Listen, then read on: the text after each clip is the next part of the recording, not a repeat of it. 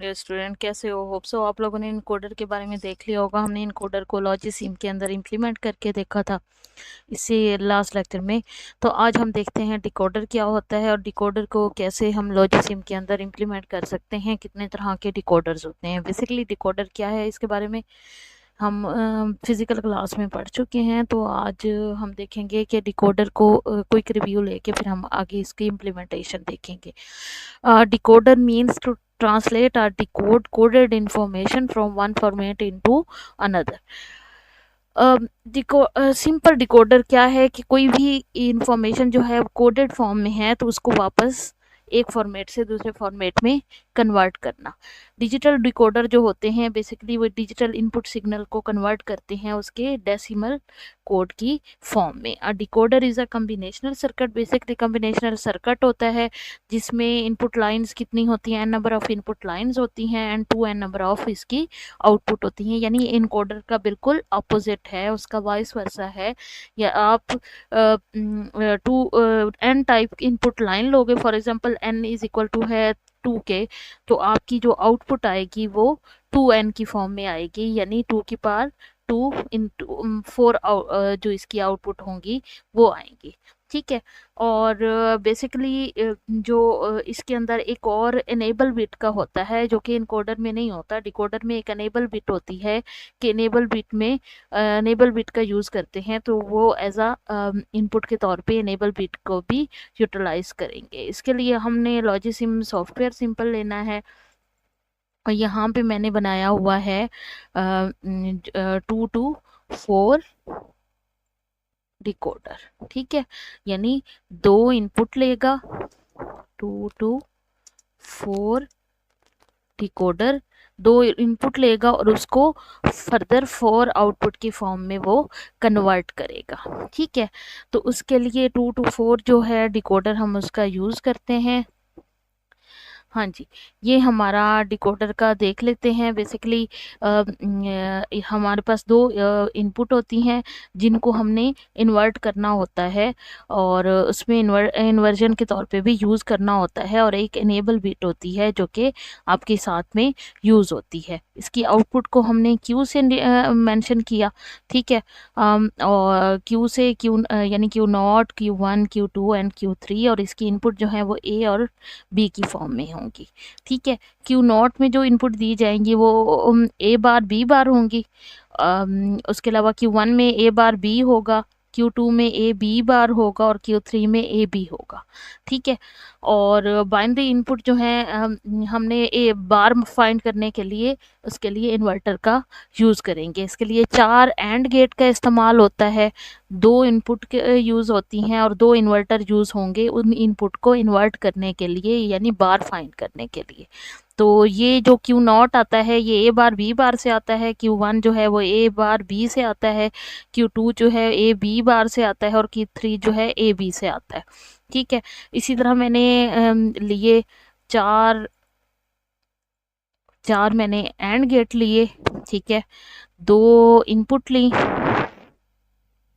ठीक है, 2 इनपुट ली और 2 इनपुट हैं और एक इनेबल बिट है।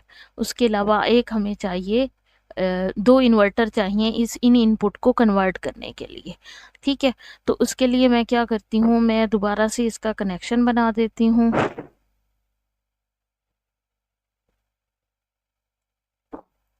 इनका दोबारा से मैंने कनेक्शन बना दिया और डिकनेक्ट कर दिया। डिकनेक्ट करके मैं इसका दोबारा से कनेक्शन बना देती हूँ। ठीक है, तो हमारे पास सबसे पहले तो एक इनेबल बिट आएगी। इनेबल बिट को हम अटैच कर देते हैं, यहाँ से इनपुट लेंगे और ये इसको भी वही सेम इनपुट जाएगी, इसको भी वही सेम इनपुट जाएगी इनेबल बिट की, और इसको भी वही सेम जाएगी और इनको अटैच कर देंगे। ये इनेबल बिट हो गई। अब Q0 के साथ अटैच होगा ए बार और बी बार। ठीक है, ए बार और बी बार इनका साइज जो है वो हम थोड़ा बड़ा कर देते हैं ताकि हमें क्लियर जो है वो नज़र आए। इसका भी बड़ा कर देते हैं। इसकी फॉर्मेटिंग वगैरह जो अप्लाई करते हो आप, वो फॉर्मेटिंग इस पे अप्लाई कर सकते हो। ओके करोगे तो ये उस पर अप्लाई हो जाएगा। क्यू नॉट पे आएगा ए बार और बी बार। ए बार और बी बार के लिए आपको इन्वर्टर की ज़रूरत पड़ेगी। उसके लिए हम यहाँ से भी इन्वर्टर यूज़ कर सकते हैं और उसके अलावा हम इधर से भी गेट्स के अंदर से भी इन्वर्टर का यूज़ कर सकते हैं। ठीक है, इन्वर्टर या जिसको हम कहते हैं नॉट ऑपरेशन। ठीक है, ए बार और बी बार ये कनेक्ट होगा इसके साथ, ये ए बार है और ये कनेक्ट हो जाएगा बी बार किसके साथ, क्यू नॉट के साथ। ठीक है, उसके बाद है ए बार बी,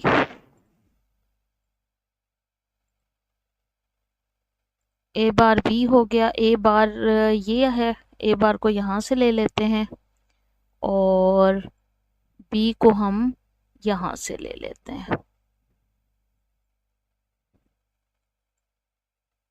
बी को हमने यहाँ से ले लिया।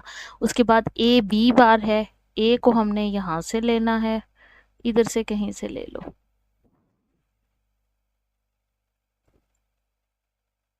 ए ले लिया और उसके बाद हमने ले लिया, लेना है बी बार, ये है बी। इसको एहतियात से आप लोगों ने लेना है। ठीक है, उसके बाद है ए और बी। ए और बी को इधर से भी हम ज्वाइन कर सकते हैं, ए और इधर से भी हम कर सकते हैं। ठीक है, ये हो गया। इसको, इसका डबल कनेक्शन बन चुका है, इसको हम डिलीट कर देंगे। तो ये हमारी कनेक्टिविटी हो गई। अब इसको रन कर लेते हैं। इसको इनेबल बिट होगी, इनेबल नहीं होगी तो कोई आउटपुट नहीं आएगी, आउटपुट में कोई ख़ास फ़र्क नहीं पड़ेगा। इनेबल कर दिया मैंने।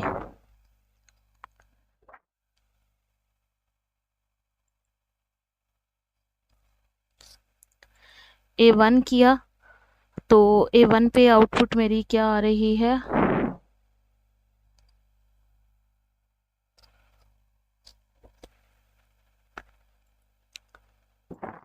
इसमें हम देख लेते हैं। A1 किया तो Q2 जो है वो 1 होना चाहिए। Q2 जो है वो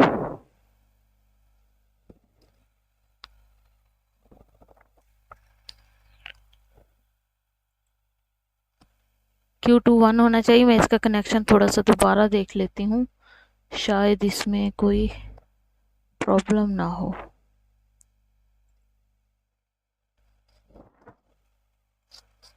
अगेन देख लेते हैं। Q नॉट है A बार B बार,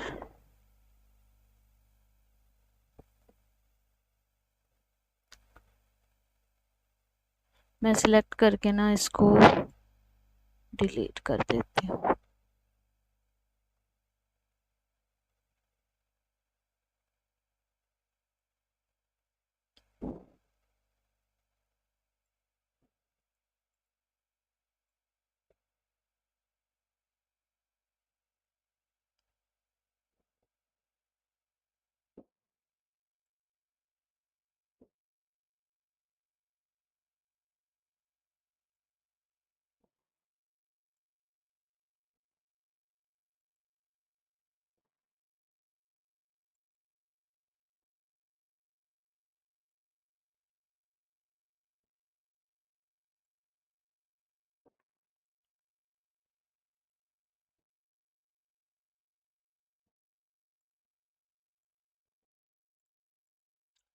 हाँ जी, ये दो इनपुट हो गई और ये हो गई आपकी इनेबल बिट।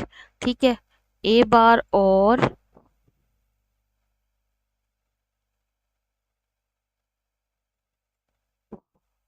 इसके साथ हो गई A बार और B बार।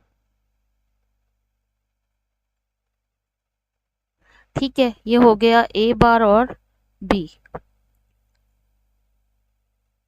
ये हो गया A बार और सिंपल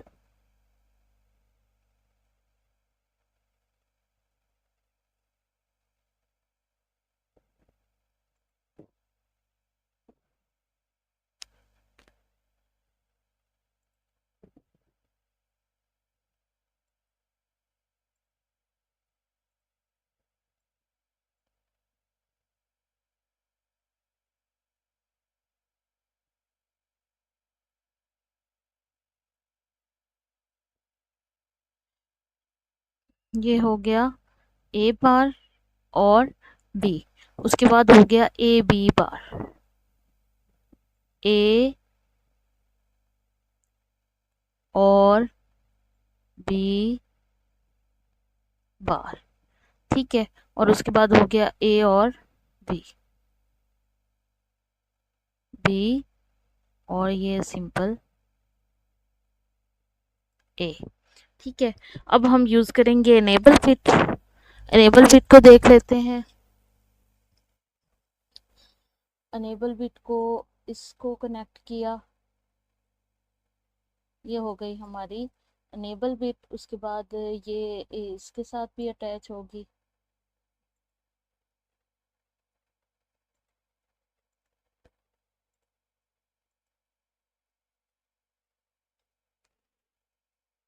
हाँ जी। इसको यहाँ से कनेक्ट कर दिया इसके साथ, और यहाँ से कनेक्ट कर दिया इसके साथ, और यहाँ से कनेक्ट, यानी ये तीनों को एक ही जगह से इनपुट जाएगी, ठीक है। अब हमने अकॉर्डिंग टू द जो है वो कर लिया है। अब इसको सर्किट को रन करते हैं। पहले A1 करते हैं, और A1 और अनेबल हो तो वो बन जाता है Q0।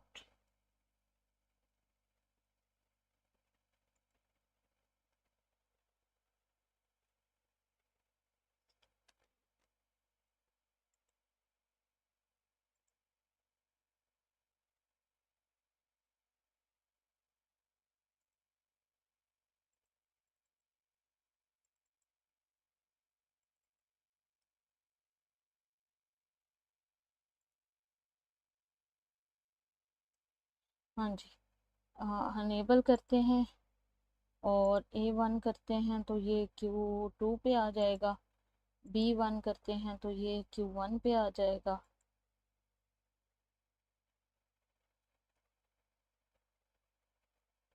Q1 पे आ जाएगा, और दोनों करेंगे तो Q3 पे आ जाएगा,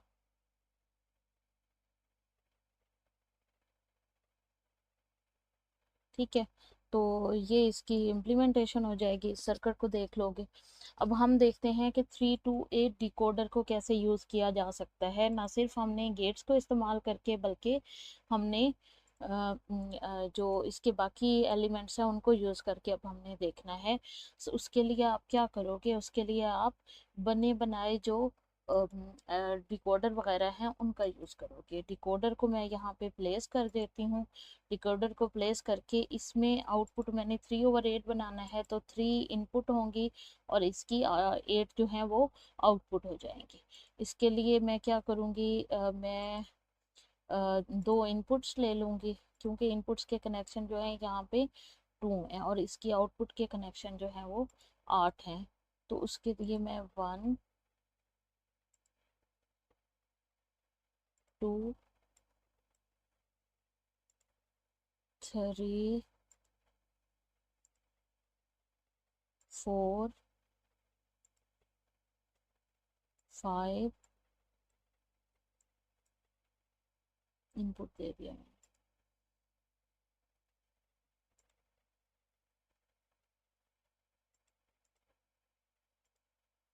इसी को मैं कॉपी करती हूँ पर और प्लेस कर देती हूँ, और इनकी सेटिंग भी जो मैं इधर कर देती हूँ।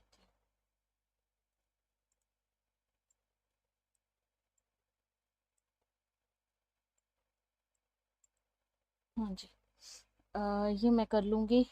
तो हाँ जी, अब इसको मैं कनेक्ट करती हूँ तो ये कनेक्ट हो जाएगा। दूसरे को कनेक्ट करती हूँ तो ये देखो, ये जो है ये इनकम्पैटिबल बिट्स जो है वो बता रहा है। उसके लिए आपको डाटा बिट्स जो हैं वो 3 चाहिए होंगी। जैसे ही मैंने 3 किया तो ये जो है क्या हो गई, ये मतलब वो जो इनकम्पैटिबिलिटी थी वो ख़त्म हो गई है, ठीक है। अब इनको मैंने अटैच कर देना है इनपुट को। इनपुट को अटैच कर, आउटपुट को अटैच कर लेना है। आउटपुट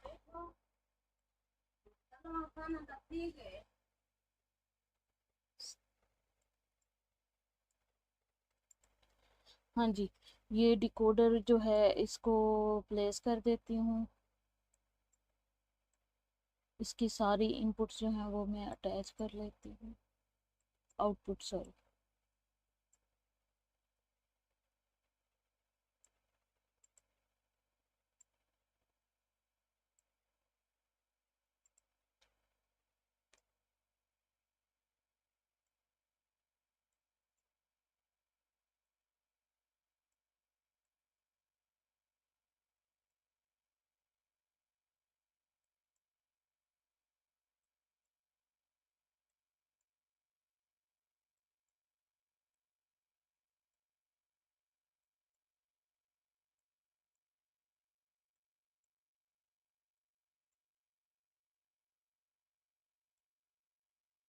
ठीक है, तो ये सर्किट को मैंने अटैच कर दिया। अब इसको रन करके देख लेते हैं। इनेबल बिट को ऑन करते हैं, फर्स्ट वन की, इसको आउटपुट के साथ हम मैच कर लेते हैं। ठीक है, तो इनेबल ऑन हुई और ए नॉट ऑन हुई, तो ये वैल्यू आएगी y1 की फॉर्म में। ठीक है, ये है तो y1 की फॉर्म में।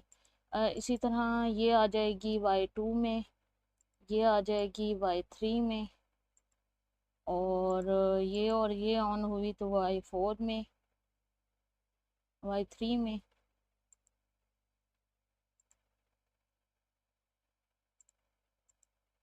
और ये ऑन हुई तो y4 में, और ये ऑन हुई तो y5 में, ये ऑन हुई तो y6 में, ये और ये ऑन हुई तो y7 में। तो टोटल ये इस तरीके से आपका इनकोडर जो है, डिकोडर जो है, वो आप इस तरीके से इसको इम्प्लीमेंट भी कर सकते हो। मैं सेम इसी तरीके से एक नया सर्किट ऐड करके मैं 224 का डिकोडर भी सेट कर लेती हूँ। 224 decoder using block diagram. Block diagram के ज़रिए कर लेती हूँ। नया मैंने ऐड किया, प्लेक्सर में गई, यहाँ पे मैंने डिकोडर डाला।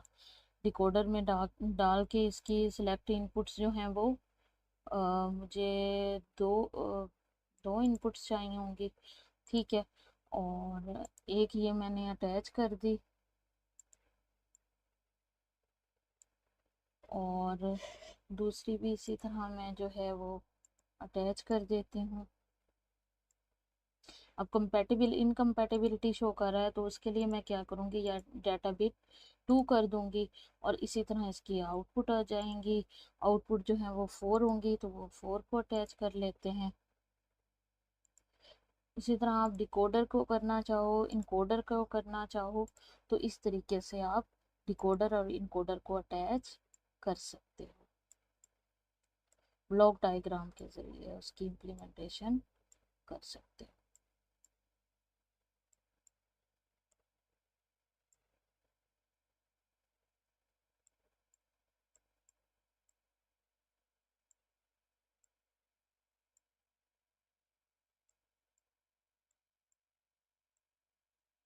अब इसकी वर्किंग को चेक कर लेते हैं। ये फिंगर टूल से इनेबल किया, 1 इनेबल किया, ये 1 किया, ये 1 किया, दोनों किए इनेबल, तो ये हो गया।